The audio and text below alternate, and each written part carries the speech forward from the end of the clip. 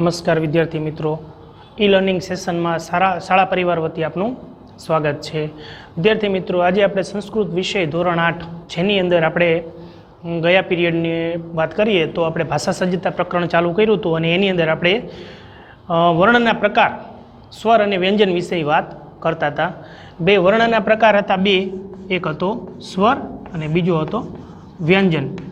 તો સૌથી પહેલાં આપણે વાત કરી હતી કે ભાઈ સ્વર કેટલા, તો વાત હતી સ્વર 13 સ્વર છે બરાબર. સ્વરના પણ પ્રકાર હતા હસ્વ સ્વર, દીર્ઘ સ્વર અને સંયુક્ત સ્વર.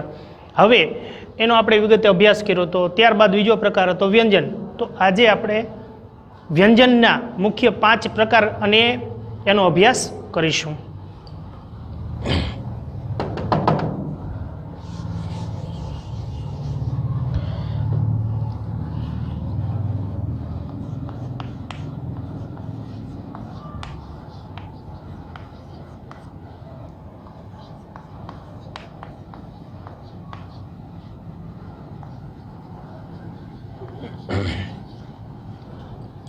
વિદ્યાર્થી મિત્રો, વાત હતી કે ભાઈ વ્યંજન કોને કહેવાય. આપણે ગયા લેક્ચરની અંદર જોયું કે સ્વર કોને કહેવાય, તો કે જે વર્ણને સ્વતંત્રતાથી કોઈ પણ વર્ણની સહાયતા વગર એને બોલી શકાય, એનો ઉચ્ચાર થઈ શકે, એને કહેવાય સ્વર.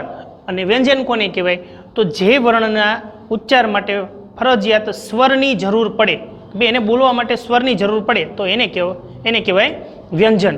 જે વ્યંજન છે એ સ્વર વગર અધૂરો છે. તો આજે આપણે વ્યંજનના પ્રકારની વાત કરીએ છીએ. વ્યંજનના મુખ્ય 5 પ્રકાર છે.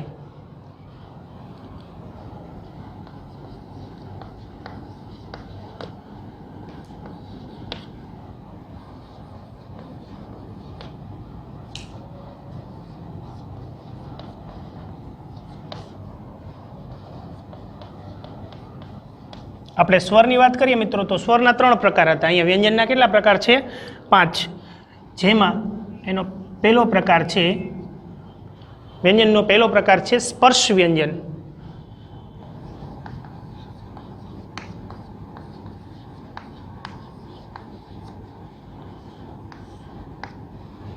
નામ જ એવું છે મિત્રો કે સ્પર્શ એટલે ટચ કરવું, અડવું.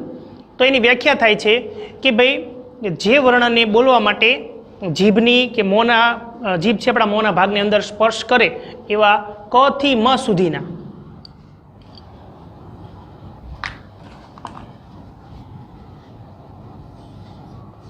ક થી મ સુધીના ટોટલ કેટલા હશે મિત્રો? તો ટોટલ હશે 25. આ જે 25 છે એ સ્પર્શ વ્યંજનો છે.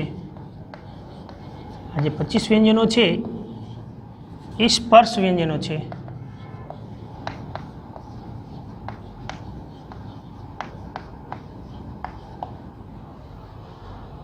બરાબર, પહેલો પ્રકાર તો સ્પર્શ વ્યંજન. બીજો પ્રકાર છે અનુનાસિક.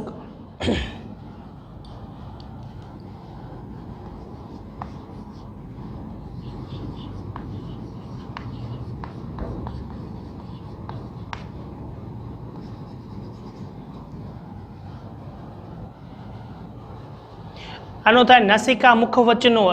સંસ્કૃતમાં કહેવત ઉક્તિ છે નાસિકા મુખ વચનો, એટલે કે જે વર્ણને બોલવા માટે નાક અને મોં બંનેની જરૂર પડે. આપણે ગયા પિરિયડમાં જે વ્યંજનના બીજા સ્થાન આધારિત 5 પ્રકાર જોયા એમાં આપણે તમને જણાવ્યું હતું બે અનુનાસિક કોને કહેવાય. એ જ વસ્તુ અહીંયા છે. બે મોં અને નાક દ્વારા એની વ્યાખ્યા જુઓ.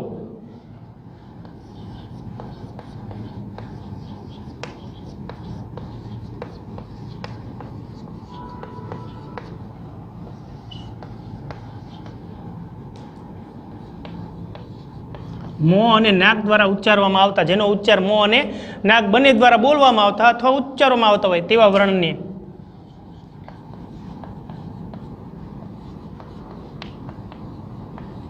અનુનાસિક કહે છે.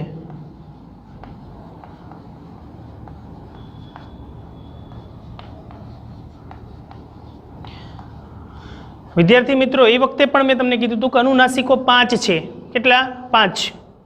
એમાં ધ્યાન રાખજો, પહેલો છે આ છે અંગ છે, બીજો છે આ અંજ છે, પછી આવશે હણ, પછી આવશે ન અને છેલ્લે આવશે મ. તમે જુઓ કે આ 5 છે, અંગ, અંજ, હણ, ન અને મ. તો મિત્રો આ છે અનુનાસિક છે, એટલે એને બોલવા માટે મોની સાથે સાથે નાકની પણ જરૂર પડે. તમે નાક બંધ રાખો, હણ, ન, મ ઉચ્ચારણ થશે, પણ જેવું સ્પષ્ટ ઉચ્ચારણ આપણે જોઈએ છે એવું થશે નહીં. એટલે આ 5 છે, અંગ, અંજ, હણ, ન અને મ. આને અનુનાસિક કહેવાય છે. આ વ્યંજનના ભાગ જ છે, એના પ્રકાર છે. હવે આપણે ત્રીજો પ્રકાર જોઈએ, અંતસ્થ અથવા અર્ધસ્વર.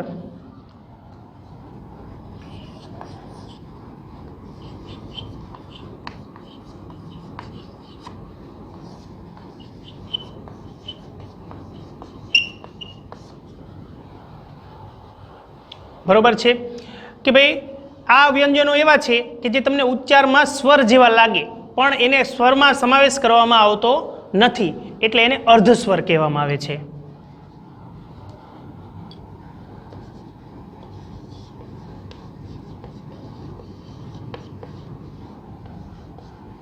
ઉચ્ચારમાં અર્ધસ્વર જેવા લાગે.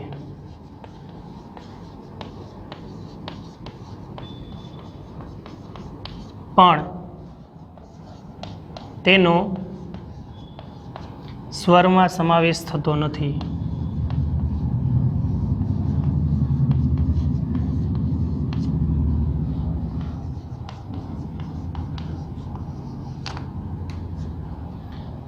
બરોબર. હવે આપણે જોઈએ કે અંતસ્થ કયા કયા છે. તો મિત્રો ય, ર, લ અને વ.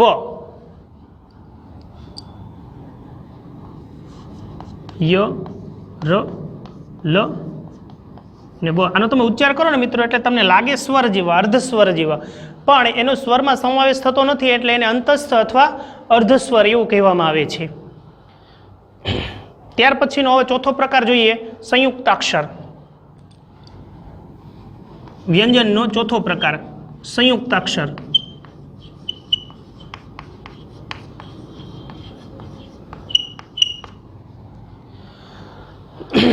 સામાન્ય રીતે જુઓ મિત્રો કે ભાઈ સ્વર એટલે વર્ણ, વ્યંજન એટલે પણ વર્ણ.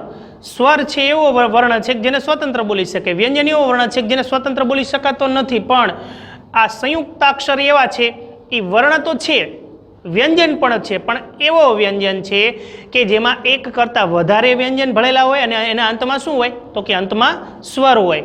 એટલે એક કરતાં વધારે વર્ણ વ્યંજન ભેગા થઈને બને ત્યારે આ સંયુક્તાક્ષર બને છે. એને જોડાક્ષર, જોડિયા અક્ષર, જોડાયેલા અક્ષર પણ કહેવામાં આવે છે. એની વ્યાખ્યા જુઓ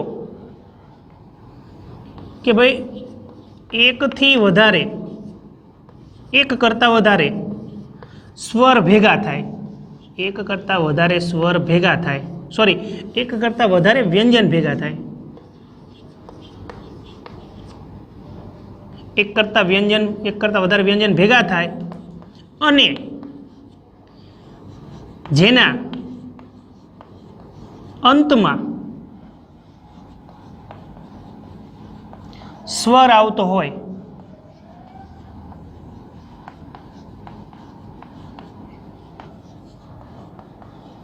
એવા વર્ણને સંયુક્તાક્ષર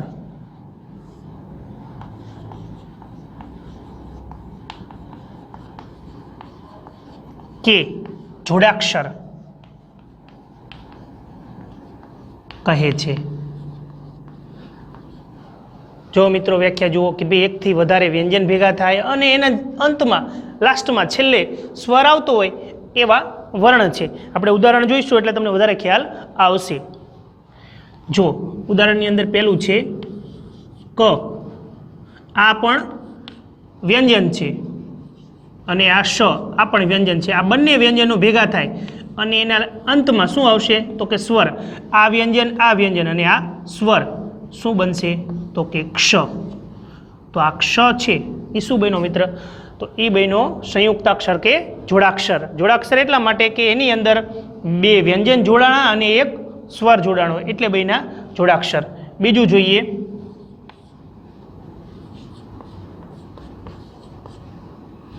પ વત્તા ર વત્તા અ બરાબર પ્ર. જો મિત્રો અહીંયા વ્યંજન પ, વ્યંજન ર, અંતમાં અ, તો બન્યું શું તો કે પ્ર. હજી એક જોઈએ,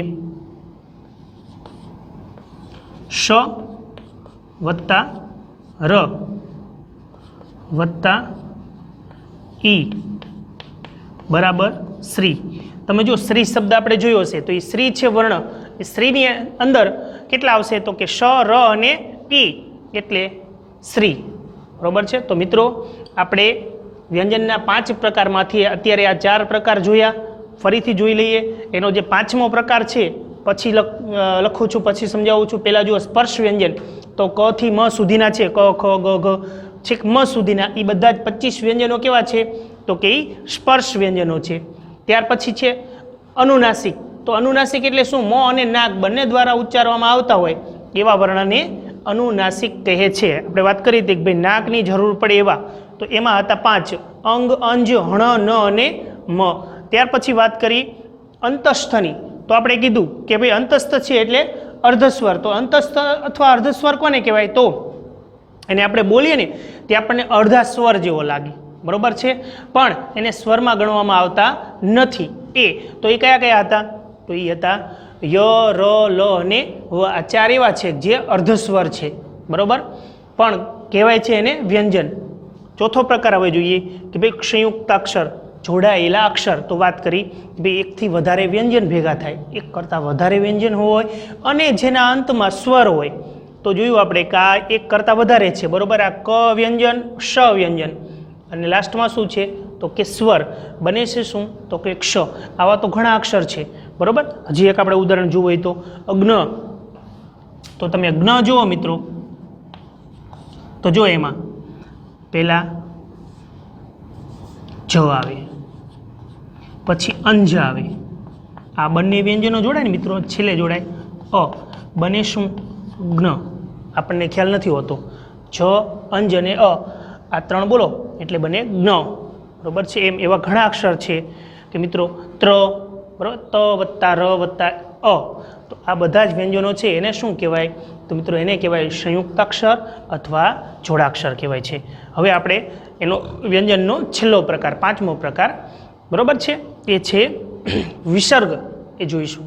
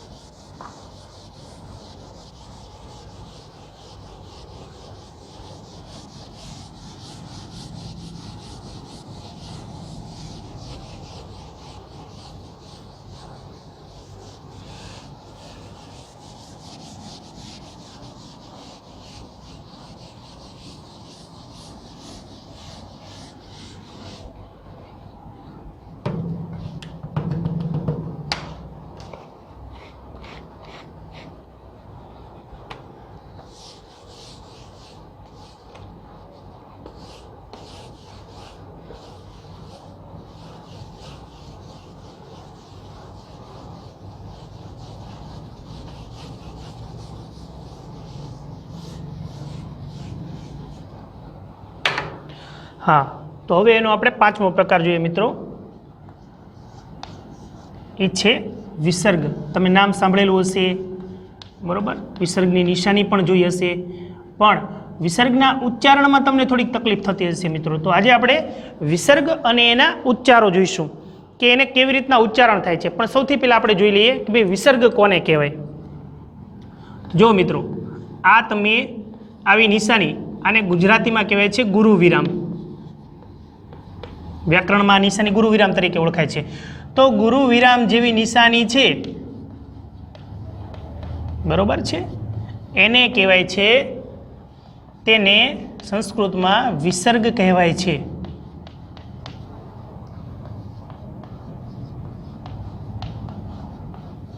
બરોબર.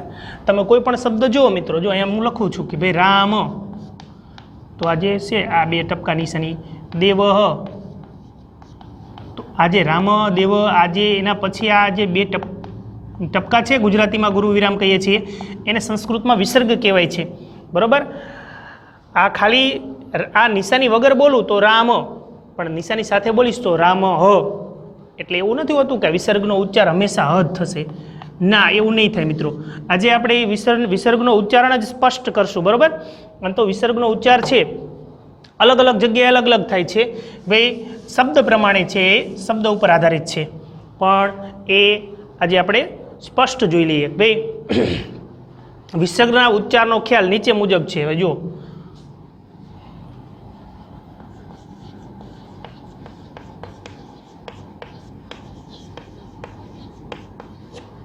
બરોબર, અહીંયા આપણે વિસર્ગવાળા શબ્દ લઈશું અને અહીંયા આપણે એનો ઉચ્ચાર લઈશું. બરોબર, એક પછી એક જોતા જઈએ. જો સૌથી પહેલાં આપણે અહીંયા જોઈએ રામ.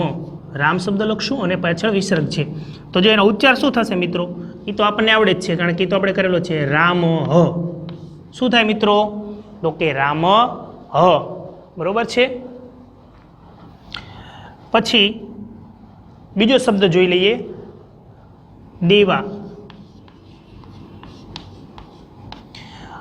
કોણ કહેશે, ચલો. અહીંયા કંઈ નહોતું એટલે રામ હ, પણ અહીંયા જો દેવા સાથે શું જોડાયેલું છે, તો કાનો સ્વર કયો જોડાયેલો છે, આ. તો એ જ સ્વર હ સાથે જોડાશે એટલે શું બનશે, તો કે છે દેવાહા. જો મિત્રો અહીંયા નહીં સમજાય, અહીંયા ધ્યાન રાખો, સમજાવી દઉં. તો ભાઈ તમે રામ આ બોલો છો, મની પાછળ સ્વર કયો છે, તો કે અ. આ અસ્વર છે એ હ સાથે જોડાય એટલે હનું હ જ રહે. પણ તમે દેવાહા બોલો, બરોબર, તો વ ની અંદર કયો સ્વર રહેલો છે, તો કે આ. તો એ આ સ્વર હ સાથે જોડાય, હ હતો અને આ જોડાણો તો શું થશે, તો કે છે હા. ખ્યાલ આવ્યો મિત્રો, આવી રીતના. તો અહીંયા જુઓ તમે, આ એ જ છે દેવ શબ્દમાં, અહીંયા પાછળ આ જોડાયેલો છે દેવા, તો એ વા છે આ, એ હા સાથે જોડાય, હ સાથે જોડાય એટલે હા બને, ઉચ્ચાર શું થાય, દેવા હા. બરોબર. ત્યાર પછી જુઓ ત્રીજો શબ્દ આપણે જોઈએ, હરિ. બરોબર મિત્રો, અહીંયા જો કે ભાઈ હરિ, હવે અહીંયા વિસર્ગ કરું એટલે શું વંચાશે, તો જો મિત્રો હવે આપણે ઉપર જે જોયું અહીંયા કંઈ નહોતું એટલે ખાલી હ આવ્યો. અહીંયા વ્યાકરણની નિશાની એની સાથે શું જોડાયેલી હતી, તો કયો સ્વર જોડાયેલો હતો, તો કે આ સ્વર જોડાયેલો હતો એટલે આપણે હા થયો. હવે કયો સ્વર જોડાયેલો છે, તમે હરિ શબ્દને છૂટો પાડો તો જો કેવી રીતના બને ખબર છે, હરિ એમાં પાછળ જે રમાં જે જોડાયેલો છે ને એ છે હસ્વ ઈ. તો એ હસ્વ ઈ છે, બરોબર છે, એ હ સાથે જોડાય તો શું બને, તો કે જો હરી એમનું એમ જ રહેશે, બનશે શું, તો હરિ. આનો ઉચ્ચાર થાય મિત્રો હરિ. ત્યાર પછી જુઓ હજી એક શબ્દ જોઈ લઈએ આપણે, નદી.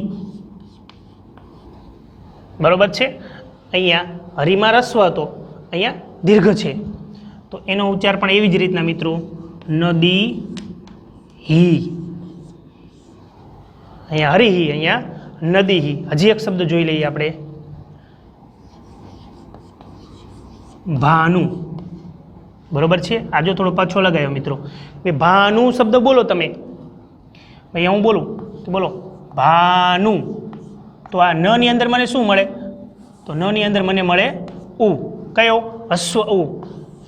તો ઈ ઉ છે એ હ સાથે જોડાય, હ વત્તા ઉ બરાબર હુ, તો આનો ઉચ્ચાર થાય ભાનુ હુ. ભાનુ હુ એમ. જો મિત્રો હવે તમને એનો ખ્યાલ સ્પષ્ટ થઈ જશે કે ક્યારે શું એનો ઉચ્ચાર થાય છે. હજી જોઈએ આપણે, પછી એના પછી આગળ હજી જોઈએ આપણે. હસ્વ જોયો, હવે આપણે દીર્ઘ જોઈએ. અહીંયા એ જ પ્રમાણે આ વિસર્ગ અને આ ઉચ્ચાર. હવે જુઓ વધુ.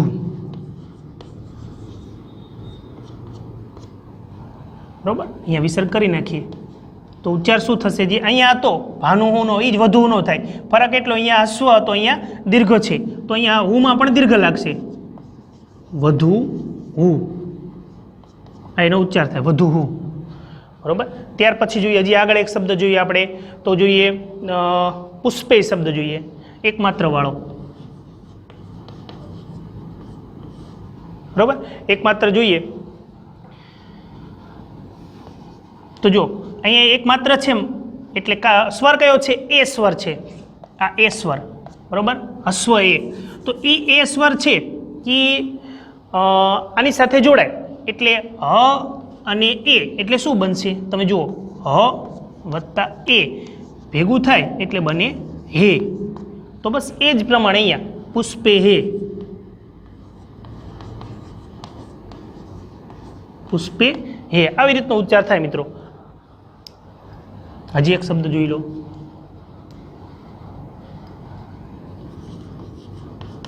રવઈ. જો મિત્રો હવે ખાસ ધ્યાન રાખજો, આ ર વઈ, વને બે માત્રા વઈ, તો તમે એમ કહી નાખો કે ભાઈ અહીંયા એવો ઉચ્ચાર થાય કે ભાઈ અહીંયા હ વત્તા એ હતો તો હે થયું, તો અહીંયા હે થશે, એમ રવઈ હે. જો આ તમારા મનમાં આવતું હોય કે હે થાય, તો મિત્રો આ ખોટું છે. વિચારો કેમ? કારણ કે તમે જુઓ આ શબ્દ છે વઈ, આનો તમે ઉચ્ચાર કરો ને મિત્રો એટલે શું થાય ખબર છે? આને છૂટું પાડો ને એટલે વ વત્તા ઈ, વઈ, વઈ, વઈ. હા, તો આપણે અહીંયા જોડવાનું થાય ત્યારે આપણે આ જોડશું, બે માત્ર દીર્ઘ એ નહીં જોડીએ, બરોબર છે?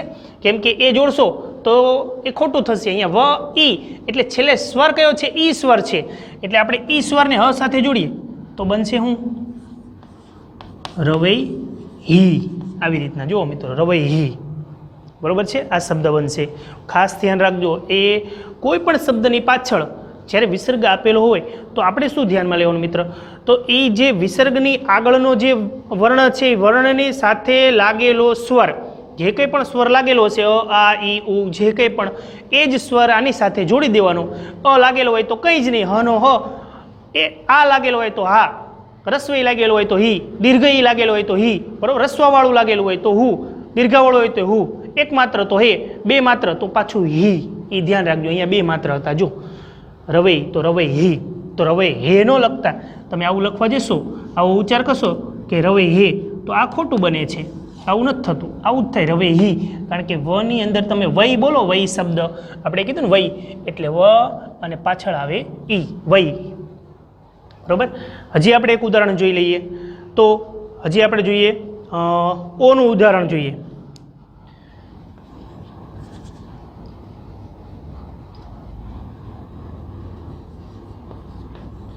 ધેનું. આ તો તમને ખ્યાલ આવી જ જશે મિત્રો, કારણ કે તમે છેલ્લો અક્ષર જુઓ નો, તો નો ની સાથે કયો સ્વર ભળેલો છે? તો એની અંદર સ્વર ભળેલો છે ઓ, બરોબર? આ ઓ સ્વર છે એને હ સાથે જોડો એટલે બનશે શું? તો બને હો, બરોબર છે? તો બસ એ જ પ્રકારે અહીંયા શું થાય? ધેનો હો.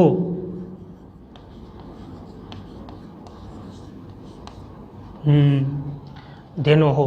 અને છેલ્લું એક ઉદાહરણ જોઈ લઈએ આપણે. નવ.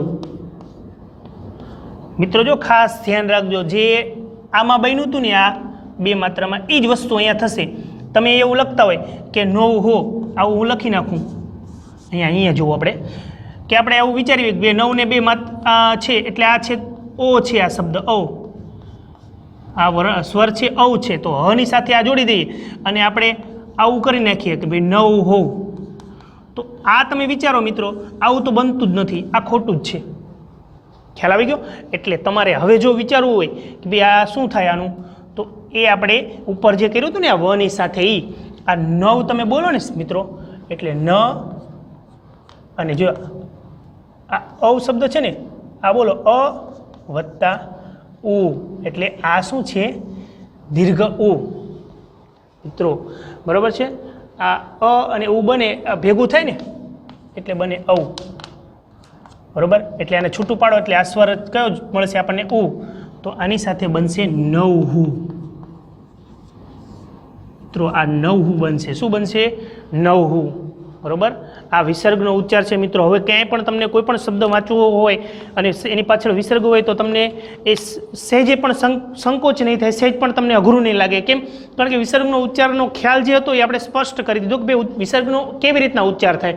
ફરીથી રિપીટ કરી દઉં કે ભાઈ વિસર્ગનો ઉચ્ચાર કરવા માટે, વિસર્ગ એટલે શું? તો જો ગુરુ વિરામ જેવા જે આ બે ટપકા છે સંસ્કૃતમાં તમને શબ્દની પાછળ જોવા મળશે, એની આ નિશાની, એટલે ખાસ એનો ઉચ્ચાર છે દરેક શબ્દની અંદર એનો ઉચ્ચાર અલગ અલગ જ થશે. હવે ઉચ્ચાર શેના ઉપર આધારિત છે મિત્રો? તો ઉચ્ચાર છે એ એની આગળ રહેલા સ્વર ઉપર આધારિત છે. તમે જુઓ કે અહીંયા રામ વિસર્ગની નિશાની છે પણ મ છે એની સાથે કોઈ સ્વર ભળેલો નથી, અસ્વર ભળેલો છે એટલે અહીંયા રામ હ.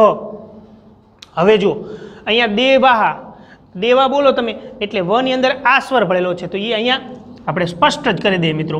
જો અહીંયા અસ્વર હતો, બરોબર. પછી અહીંયા આ સ્વર હતો, અ હતો એટલે હ નો હ જ થયો, આ હતો એટલે હ નો હા થયો, અહીંયા ઈ હતો એટલે હી થયું, અહીંયા પણ દીર્ઘ ઈ હતો એટલે હી થયું, અહીંયા ઉ હતો એટલે શું થયું? હું થયું. અહીંયા પણ દીર્ઘ ઉ હતો એટલે વધુ હું, ઉ અને ઉ, હ અને ઉ જોડે એટલે હું. અહીંયા જો એકમાત્ર એ આ છે એ સ્વર હતો, પછી અહીંયા અઈ હતો, અહીંયા ઓ સ્વર હતો અને અહીંયા મિત્રો અવસ્વર હતો. જો આ બધા સ્વરો ભળેલા હતા. હવે આપણને ખ્યાલ આવી જાય જે જે સ્વર હશે જે શબ્દની પાછળ એ પ્રમાણે એનો ઉચ્ચાર થશે. જો અ હશે તો હ થશે, આ હશે તો હા, ઈ હશે તો હી, ઈ હશે તો હી, ઉ હશે તો હું, દીર્ઘ ઉ હશે તો પણ હું, એનો હું જ થશે. આ લખ્યું આપણે વધુ હું. પછી સોરી મિત્રો એક મિનિટ, તમને થોડોક સ્પષ્ટ થાય, આ થોડુંક આપણે ખોટું થઈ ગયું છે અહીંયા. આપણે એને લાસ્ટમાં લખી લઈએ એટલે શું તમને યાદ રહી જાય. છેલ્લે લખીએ ને, બરાબર. ફરીથી કહી દઉં કે અહીંયા શું હતું તો અહીંયા દીર્ઘ ઉ હતું, પછી અહીંયા એ હતો, અહીંયા અઈ હતો, બરાબર, અહીંયા ઓ હતો અને અહીંયા અવ હતું, બરાબર. આ સ્વર હતા બધા, બરાબર. એટલે ઉ હશે તો વધુ હું, એકમાત્ર હશે તો એ સ્વર હશે તો એની સાથે હે થશે. અઈ હશે મિત્રો, અઈ તો આપણે કીધું ને, જો ખાસ ધ્યાન રાખજો, એક આ અઈ અને એક આ ઔ, આ બંનેમાં એમનો ઉચ્ચાર એમને એમ થતો નથી, એને છૂટું પાડવામાં આવે છે, બરાબર છે. આ ક્યારે બનશે? અ વત્તા ઈ આવશે ને મિત્રો, દીર્ઘ ઈ, આ બંને ભેગું થશે ને. આપણે જ્યારે સ્વરના પ્રકાર જોયા, બરાબર, તેમાં સંયુક્ત સ્વર હતા. કેટલાક સ્વર એવા છે કે બે સ્વર ભેગા થવાથી બને છે, તો આ સંયુક્ત સ્વર છે, આ પણ સંયુક્ત સ્વર છે, બરાબર છે. એટલે આને તમે છૂટા પાડો, બરાબર છે.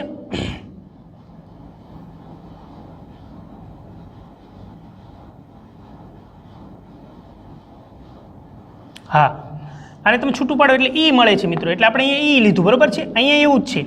તો આ થઈ ગયો વિસર્ગના ઉચ્ચાર. હજી રિપીટ કરી દઉં છું કે ભાઈ વિસર્ગના ઉચ્ચાર છે એની આગળ રહેલા સ્વર ઉપર છે, એની આગળ જે સ્વર જોડાયેલો હશે મિત્રો, બરાબર છે, એ સ્વરના આધારે, બરાબર, એનો ઉચ્ચાર થશે. ક્યાંય પણ તમે વાંચવાનું થાય ત્યારે વિસર્ગના ઉચ્ચાર કરતી વખતે વિસર્ગની આગળ જે શબ્દ આપેલો હોય એ શબ્દની સાથે જે સ્વર ભળેલો હોય એ સ્વરના આધારે એનો ઉચ્ચાર થશે. વિસર્ગનો સામાન્ય ઉચ્ચાર થાય છે હ, બરાબર. કંઈ જ ના હોય એટલે હ, પછી સ્વર ભળતો જાય તો હા, હી, હી, હું, હું, બરાબર છે, હે, પછી હઈ, હો અને હઉ, એવી રીતના. તો મિત્રો આજે આપણે વ્યંજનના 5 પ્રકાર હતા જે, બરાબર, ફરીથી રિપીટ કરી દઉં. પહેલો કયો હતો?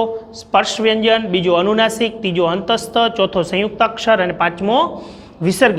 5 પ્રકારનો અભ્યાસ કર્યો. ફરીથી મળીશું નવા એપિસોડમાં નવા પ્રકરણ સાથે. ત્યાં સુધી જય ભારત, નમસ્કાર.